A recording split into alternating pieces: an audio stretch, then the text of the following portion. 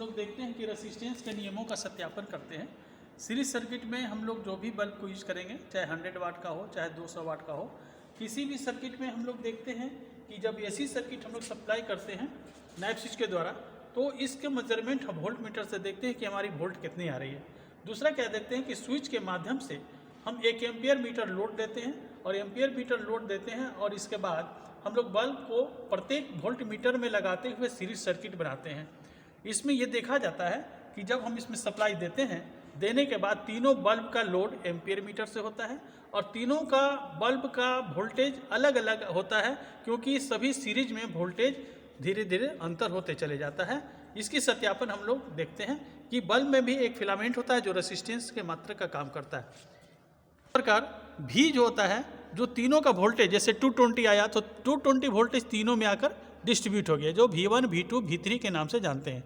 Resistance उसी प्रकार से वोल्टेज और करंट का व्युत्क्रमानुपाती होता है, जिसमें R1 V/R1 और R2 V/R2 और R3 V/R3, जो तीनों रेसिस्टेंस में हम तीनों को जोड़कर हमको फाइनल वैल्यू रेसिस्टेंस के द्वारा मिल जाता है। वीडियो दिया जा रहा है जो सत्यापन हम लोग 3 सीरीज में बॉल लगाकर वोल्ट मीटर लगाकर सत्यापन करते हैं। इस सत्यापन की पुष्टि इसके सर्किट डायग्राम तथा कैलकुलेशन से आप कर सकते हैं। नीचे देखिए, नीचे में इसका ये दिया हुआ आपको कैलकुलेशन निकालने का, कैलकुलेशन निकाल के आप इसको वेरीफाई कर सकते हैं। इस सर्किट को हम लोग देखते हैं, हम स्विच को ऑन करते हैं। ऑन करने के बाद देखते हैं कि इसमें लाइन किस में आ रहा है। हाँ दिखाइए, इसमें देखिए इसमें लाइन आ रहा है और इस सर्किट में लाइन आ रहा है, मतलब इस फेज सर्किट, ये फेज सर्किट यहाँ पर चला आया और इसके बाद से तीनों में यहाँ पर फेज डिस्ट्रीब्यूट हुआ, जो सीरीज के माध्यम से ये चले आया। सीरीज के माध्यम से वोल्टेज फ्लक्चुएशन यहाँ पर आता है, ठीक है। अब इसमें एक न्यूट्रल गया है और एक फेज हम लोग सीरीज में लगाते हुए चले गए। वोल्टेज के अनुसार हम लोग देखते हैं कि इसमें वोल्टेज भी डिस्ट्रीब्यूट होता है।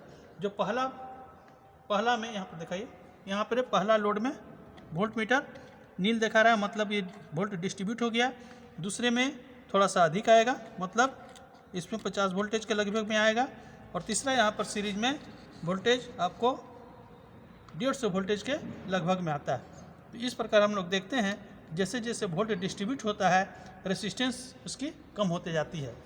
सीरीज में हम लोग देखते हैं कि इसके रेसिस्टेंस के द्वारा जो बल्ब का एक बॉल निकालते हैं और उसमें करंट का मात्रक क्या आता है। तीनों करंट का मात्रक अलग अलग आएगा, जिसमें करंट का मात्रक अलग अलग डिस्ट्रीब्यूट होता है। करंट जो है सो कि यहाँ पर आता है, जिसमें 5 एम्पियर लगभग में यहाँ दिखा रहा है। देखिए 5, 6, जैसे जैसे लोड होगा वैसे वैसे करंट का मात्रक यहाँ दिखाता है।